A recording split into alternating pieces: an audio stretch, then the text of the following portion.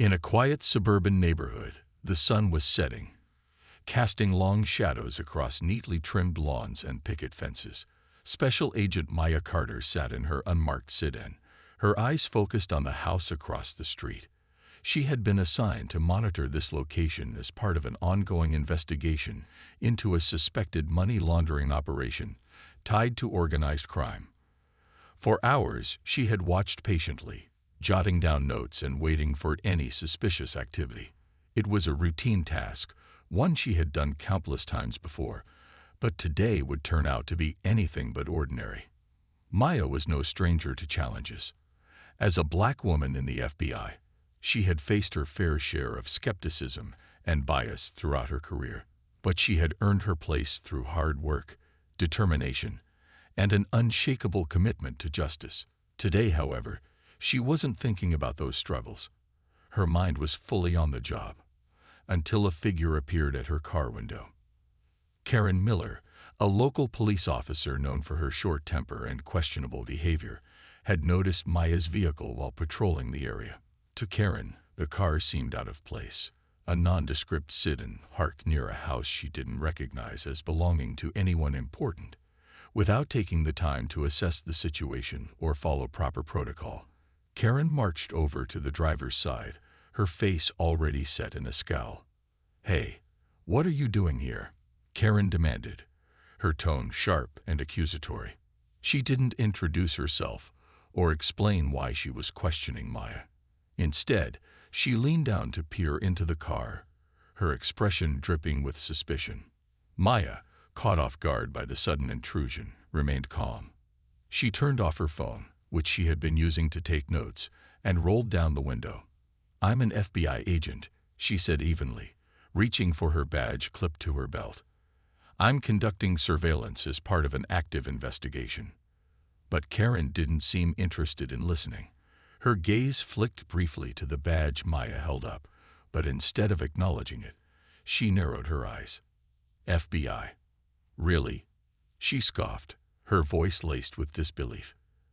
"You don't look like an FBI agent to me." The comment stung, though Maya didn't let it show. She had heard remarks like this before, subtle jabs meant to undermine her authority because of her race and gender. Still, she maintained her composure. "Officer, I assure you, I am who I say I am. If you'd like, I can call my supervisor to confirm." Karen waved off the suggestion, clearly unimpressed. "Yeah, right," she muttered under her breath. Then, raising her voice, she added, "This is a nice neighborhood. People around here don't appreciate strangers lurking around. You need to leave." Maya took a deep breath, trying to keep the frustration out of her voice. "I understand your concern, but I'm here on official business. I can't leave until my assignment is complete." Karen crossed her arms, her stance growing more aggressive. "Official business, huh? Well, if you don't move your car right now, I'll have no choice but to arrest you for loitering." The absurdity of the situation hit Maya like a punch to the gut. Here she was, a highly trained federal agent doing her job, and this officer was threatening to arrest her. For what? Looking out of place. Being black. It was infuriating, but Maya knew losing her cool wouldn't help.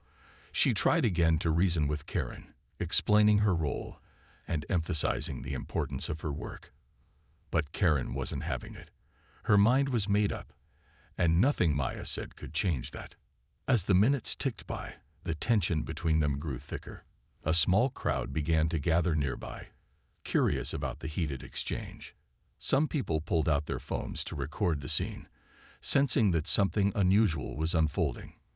Little did they know, this encounter was about to escalate far beyond what anyone expected, and Maya's next move would leave everyone speechless. Karen's skepticism only deepened as she continued to scrutinize Maya, her gaze moving from the badge in Maya's hand to her calm yet firm demeanor.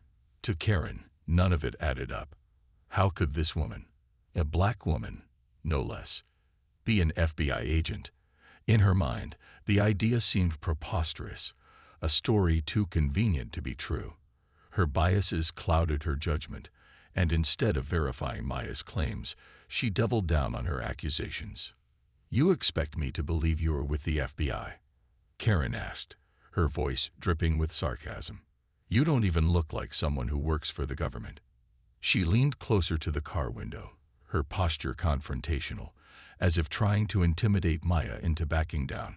"I've seen plenty of agents before, and trust me, you don't fit the profile." Maya clenched her jaw for a brief moment, but quickly regained her composure. She had dealt with people like Karen before, individuals who judged others based on stereotypes rather than facts. But this wasn't just about prejudice, it was about professionalism. Maya reminded herself that she represented not only herself, but also the agency she worked for.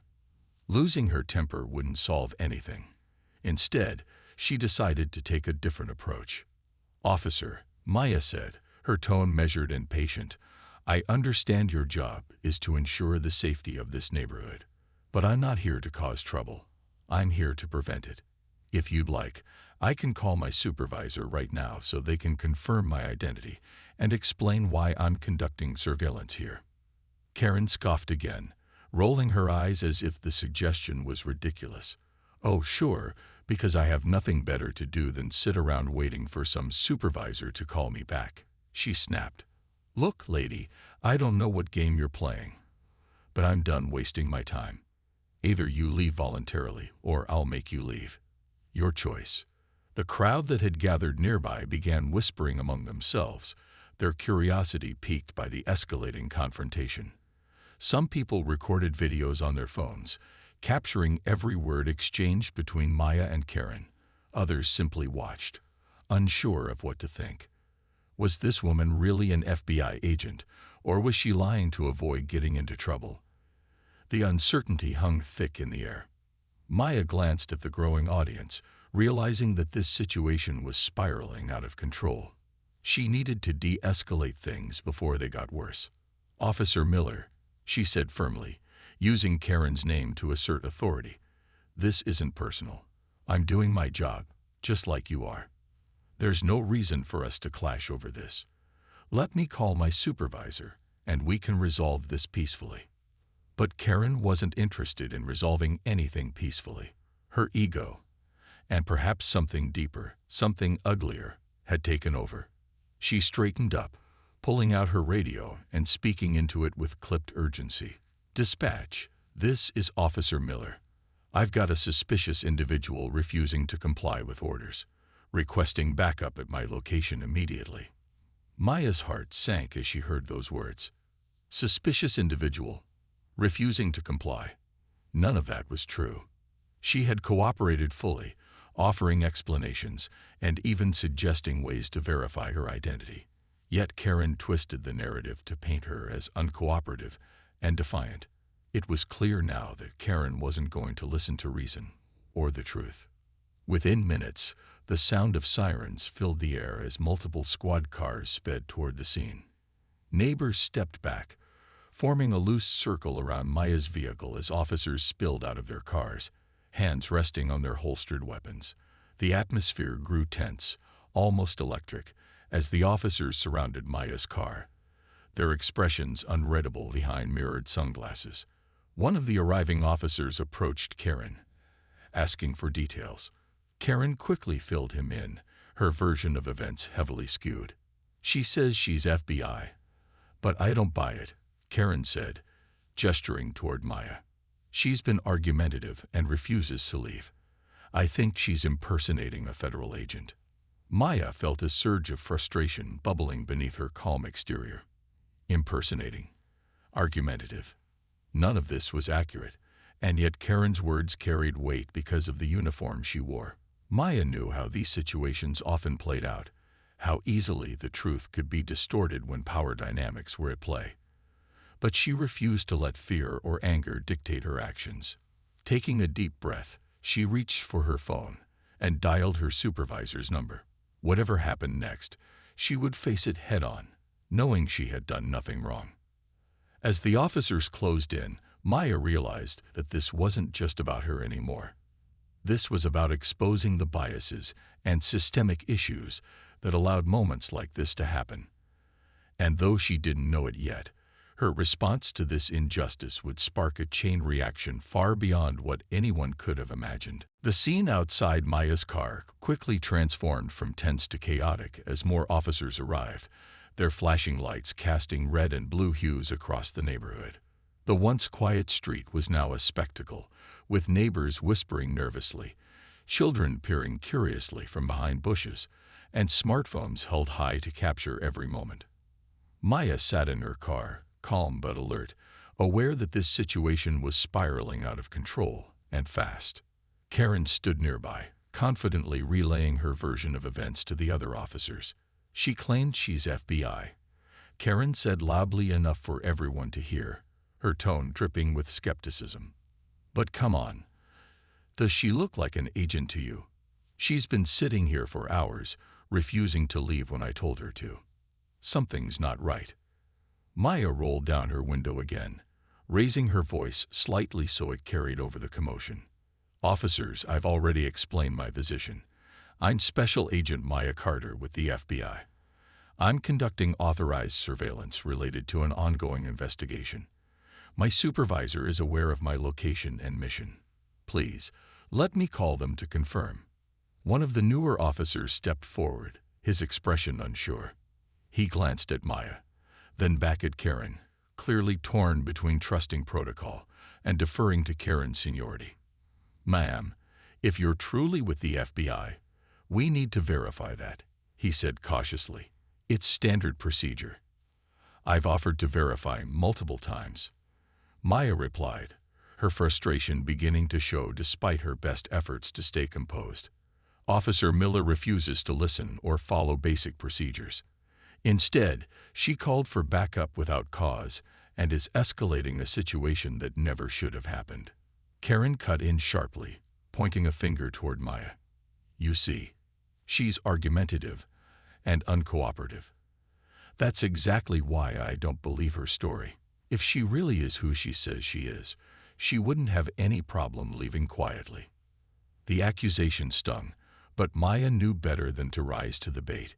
Instead, she focused on addressing the officers around her. I understand how this might look unusual, but I assure you, I'm doing my job. Let me call my supervisor right now so they can speak directly to whoever is in charge here. She reached for her phone, holding it up for everyone to see. This will take 2 minutes. But before Maya could dial, Karen stepped closer to the car, her face flushed with irritation. Enough of this nonsense, she snapped. If you were really FBI, your supervisor would already be here by now. This whole thing smells fishy to me. I'm placing you under arrest for obstruction of justice. The words hit Maya like a punch to the chest. Arrest. For simply doing her job. She stared at Karen, incredulous, as the gravity of the situation sank in. This wasn't just about misunderstanding or bias anymore. This was abuse of power, plain and simple. But Maya also knew that resisting would only make things worse. Forcing herself to remain calm, she placed her hands on the steering wheel and spoke in a steady voice. Officer, I strongly advise you not to do this. Arresting a federal agent while they're on duty is a serious offense. You're making a huge mistake. Karen ignored her completely, gesturing for one of the other officers to step forward. Cuff her, Karen ordered, her tone leaving no room for discussion. Reluctantly, the officer approached Maya's car, his movements hesitant. Maya locked eyes with him, silently pleading for reason. Please, she said softly, don't let this happen. Verify my credentials first. It's the right thing to do. But the officer hesitated only briefly before pulling Maya out of the car and handcuffing her. The metal cuffs clicked into place, cold against her wrists, as murmurs rippled through the growing crowd. Some people looked shocked. Others whispered angrily about what they were witnessing.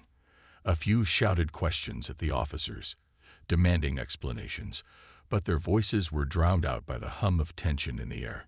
As Maya was led to a patrol car, she caught sight of Karen watching smugly from the sidelines, arms crossed and lips curled into a satisfied smirk. It was clear that Karen believed she had won, that she had proven her authority, and silenced someone she deemed out of place. But Maya refused to let anger consume her. She kept her head high, even as she was placed in the backseat of the squad car, the door slamming shut behind her. Sitting there, surrounded by the sterile interior of the vehicle, Maya allowed herself a moment of quiet reflection. This wasn't the first time she'd faced discrimination, nor would it be the last. But something about this moment felt different. The cameras rolling, the neighbors watching, the sheer absurdity of being arrested while on official duty. It all pointed to a larger issue, one that couldn't be ignored any longer. The ride to the police station was long and suffocating for Maya.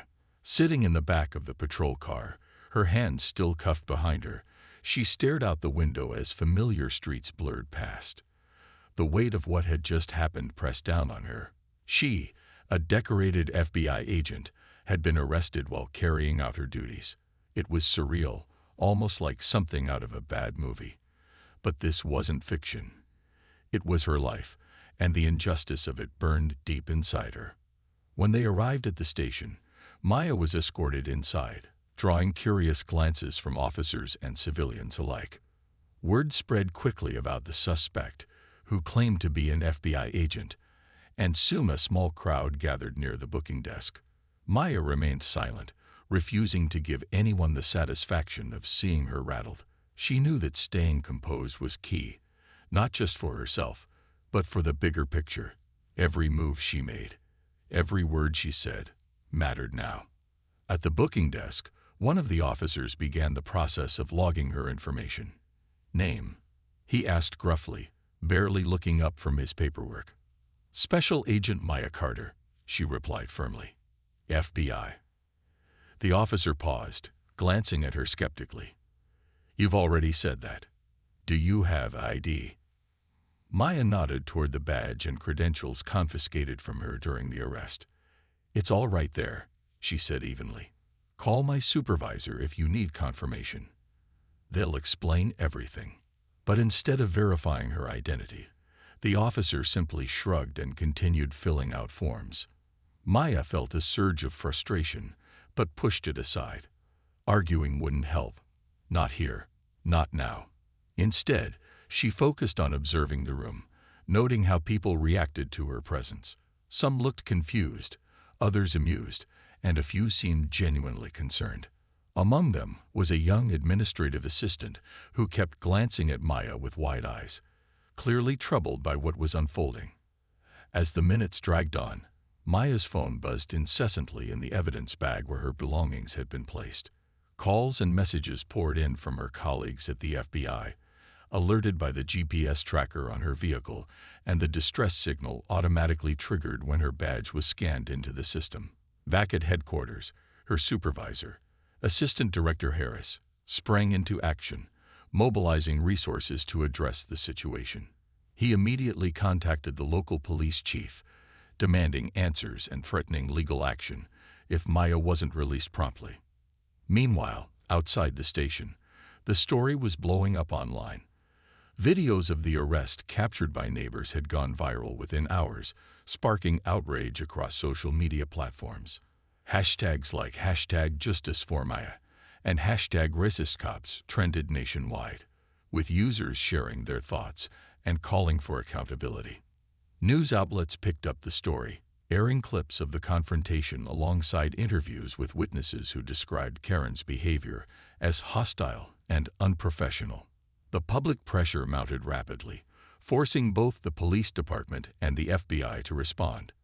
Back at the station, Maya finally caught a break when Assistant Director Harris called directly. One of the officers handed her the phone, his expression uneasy. On the other end, Harris's voice was firm and reassuring. "Maya, are you okay? We're handling this. Just stay calm." "I'm fine," Maya replied, her tone steady despite the turmoil swirling inside her. "But this isn't just about me. What happened today can't be swept under the rug. People need to see that this kind of behavior won't be tolerated." Harris agreed, promising to escalate the matter to the highest levels. Within an hour, representatives from the FBI arrived at the station, armed with documents proving Maya's identity and authorization. They demanded her immediate release and issued a formal complaint against Karen and the officers involved in the wrongful arrest. When Maya walked out of the station later that evening, the cameras were waiting.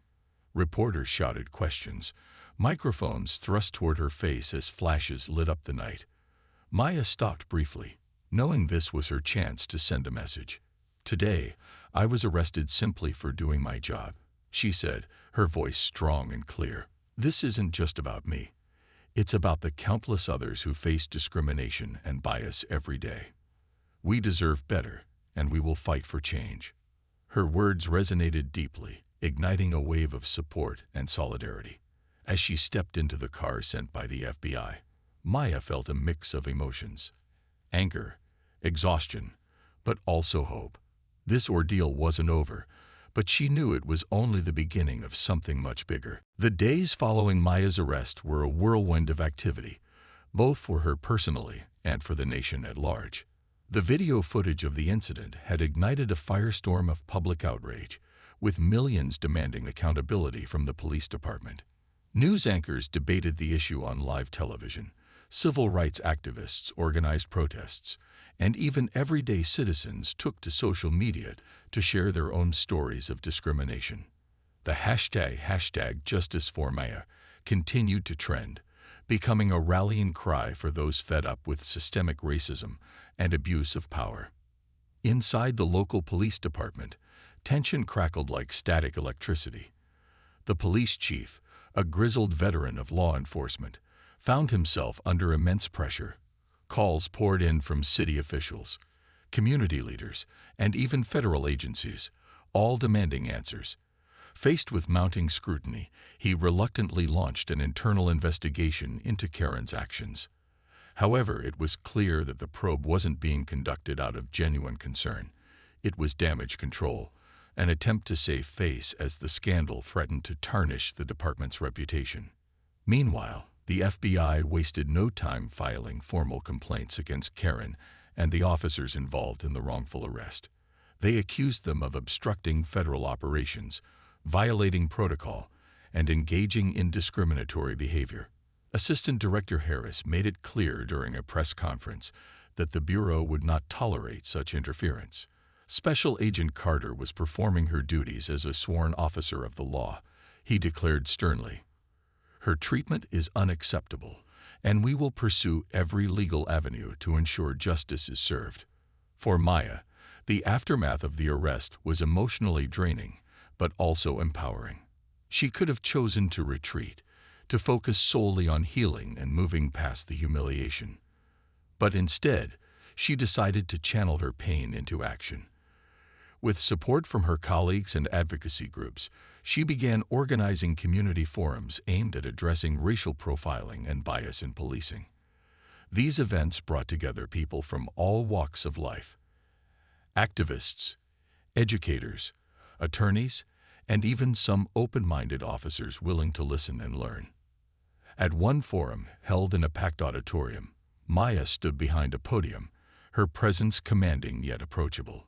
She spoke candidly about her experience, describing how it felt to be judged not by her credentials or character, but by preconceived notions rooted in prejudice. "This isn't just my story," she said, her voice steady but filled with conviction.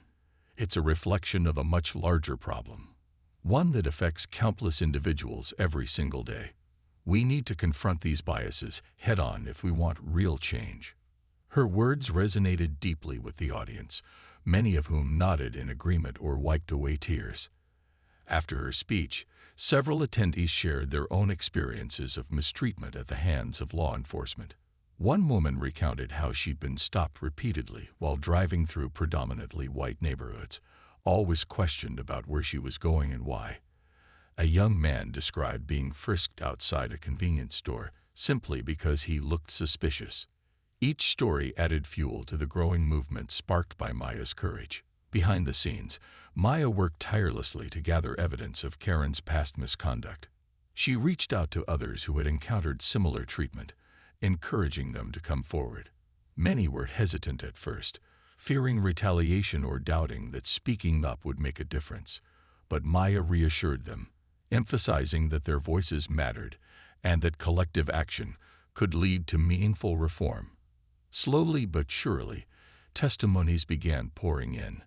Accounts of unjustified stops, dismissive attitudes, and outright hostility, all pointing to a pattern of behavior that couldn't be ignored. Maya also collaborated with lawmakers to draft legislation targeting systemic issues within law enforcement.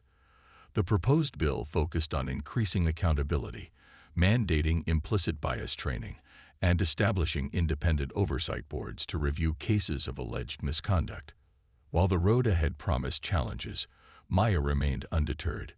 She knew that progress often came slowly, especially when confronting deeply entrenched systems of inequality. But she also believed that persistence paid off, and this fight was far too important to abandon. As the weeks passed, Maya's resolve only grew stronger. What started as a personal injustice had evolved into something far greater, a catalyst for change. She realized that her experience, though painful, had given her a unique platform to advocate for others who might not have the same opportunities to speak out.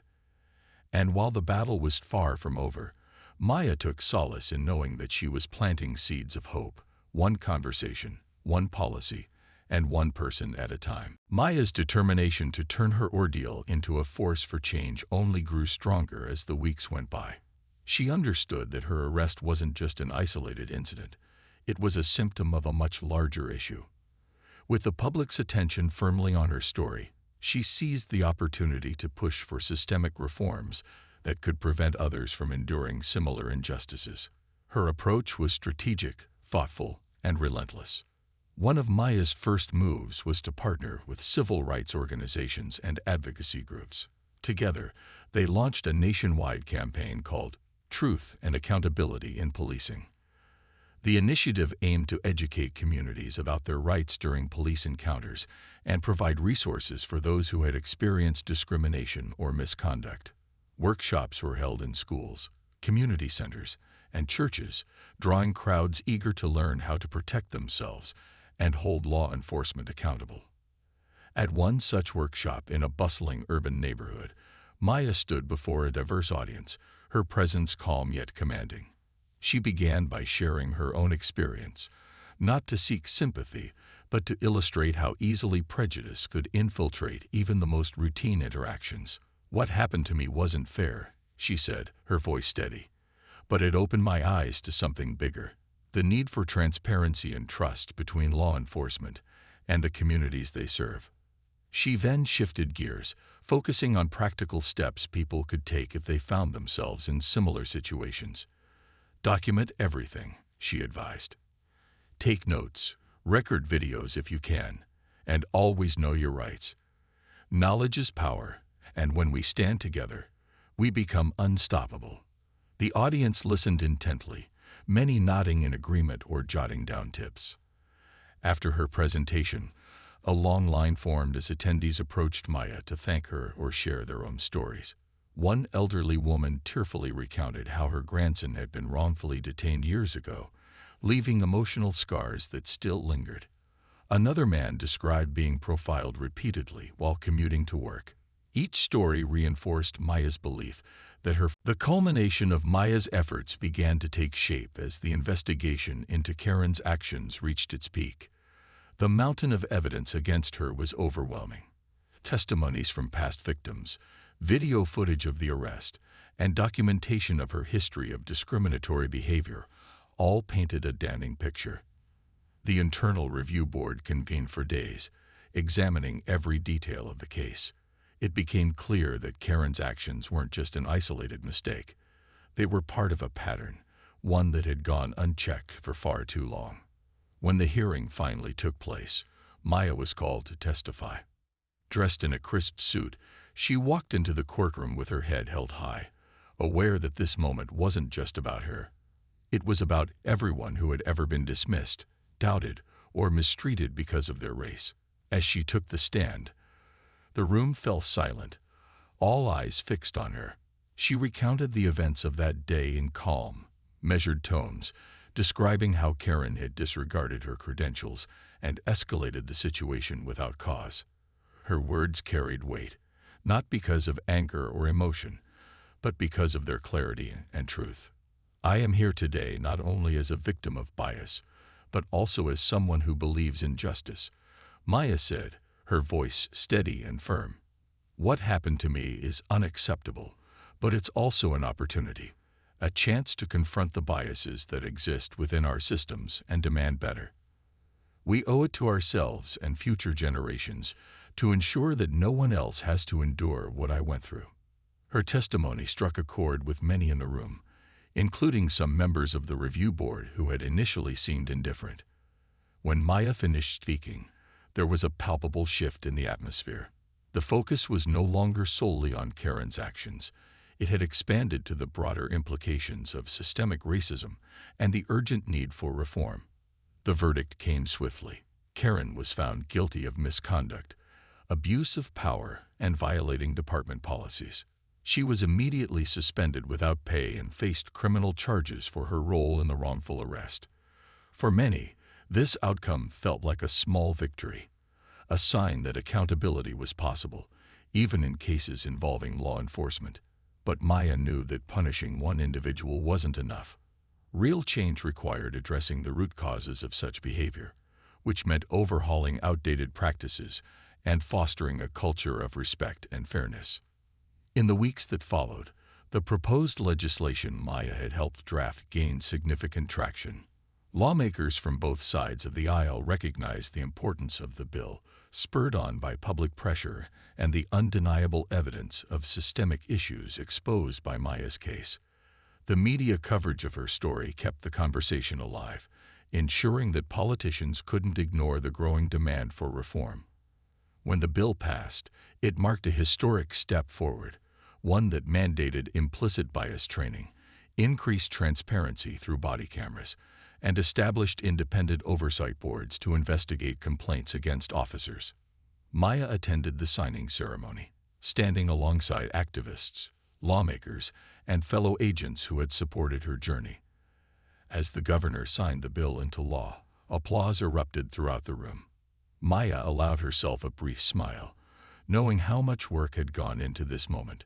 But she also knew the fight wasn't over. Laws alone wouldn't solve everything. It would take sustained effort to implement these changes effectively and hold institutions accountable. Outside the courthouse, reporters swarmed around Maya, eager for her reaction. "This is a step in the right direction," she told them, her tone hopeful but resolute. "But we can't stop here. Justice isn't just about punishing wrongdoing. It's about preventing it. My hope is that this legislation serves as a foundation for deeper, lasting change." As the crowd dispersed, Maya took a moment to reflect. The journey had been grueling, filled with moments of doubt and frustration. Yet, despite everything, she had emerged stronger, not just as an agent or advocate, but as a person. The scars of that day would always remain, but they now represented resilience rather than defeat. And while the road ahead promised challenges, Maya felt ready to face them. She had proven that courage, determination, and unity could spark meaningful change, and that was something worth fighting for. The months that followed the passage of the landmark legislation marked a turning point, not just for Maya, but for countless others who had long awaited meaningful change. The ripple effects of her courage and determination spread far beyond what anyone could have imagined. What started as a personal injustice had evolved into a national movement, inspiring people from all walks of life to challenge prejudice and demand accountability. For Maya, life slowly returned to a semblance of normalcy, though she remained deeply engaged in advocacy work. She continued mentoring young agents of color, ensuring they felt empowered to navigate the challenges ahead. During one mentoring session, she shared her philosophy with a group of recruits. Being underestimated isn't always a bad thing. It gives you the chance to prove them wrong, not just for yourself, but for everyone who comes after you. Her words resonated deeply, reminding the new agents that their presence mattered and that representation was a form of resistance against systemic bias. Maya also became a sought-after speaker at conferences and community events, where she emphasized the importance of persistence and unity. At one event held in a packed auditorium, she stood on stage, her voice echoing through the room as she addressed an audience filled with activists, students, and law enforcement officers willing to listen. "Change doesn't happen overnight," she said, her tone both firm and encouraging. "It takes patience, effort, and collaboration. But every step forward, no matter how small, is worth it." Her message wasn't just about confronting racism. It was about fostering understanding and building bridges between communities and law enforcement. Maya worked tirelessly to create spaces for dialogue, organizing forums where officers and citizens could come together to share perspectives and find common ground. These conversations weren't always easy. There were moments of tension, frustration, and raw emotion. But they were necessary. Slowly but surely, trust began to take root. In her personal life, Maya found solace in reconnecting with loved ones who had supported her throughout the ordeal. Her family, friends, and colleagues celebrated her resilience, often reminding her to take time for herself after such an emotionally taxing journey. On weekends, she enjoyed quiet moments gardening or reading, finding peace in simple pleasures. Yet, even during these times of rest, Maya's mind often drifted back to the bigger picture. She knew the fight for equality was ongoing, and she refused to grow complacent. As the years passed, Maya's legacy continued to grow. Schools began naming scholarships and leadership programs after her, recognizing her contributions to justice and reform. Documentaries and books were written about her story, highlighting not only the injustice she faced, but also the transformative impact of her response. Young people across the country looked up to her as a symbol of strength and perseverance, someone who had turned adversity into action. One day, while visiting a local high school to speak with students, Maya met a teenage girl named Ava. After the presentation, Ava approached her shyly, clutching a notebook filled with sketches and writings. "I want to be like you when I grow up," Ava said softly. "You showed me that standing up for what's right can make a difference." Maya smiled warmly, placing a hand on Ava's shoulder. "You don't have to wait until you're older to make a difference," she replied. "Every act of kindness, every brave conversation, you're already making waves. Keep going." That interaction reminded Maya why she had chosen this path. Her journey hadn't been easy, but it had been worthwhile. By speaking out and refusing to remain silent, she had sparked a chain reaction, a movement that would continue long after she was gone. And while she understood that true equality required constant vigilance, she also believed in the power of hope. Hope that future generations would inherit a world more just and compassionate than the one she had fought to improve. As Maya walked away from the school that afternoon, the sun casting golden light over the playground, she felt a deep sense of fulfillment. The scars of her experience would always remain, but they now symbolize something greater: resilience, courage, and the unyielding belief that change was possible. Maya Carter wasn't just an FBI agent or an advocate.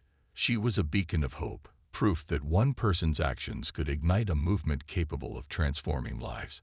And as she stepped into her car, ready to face whatever challenges lay ahead, she knew her story was far from over. It was just beginning.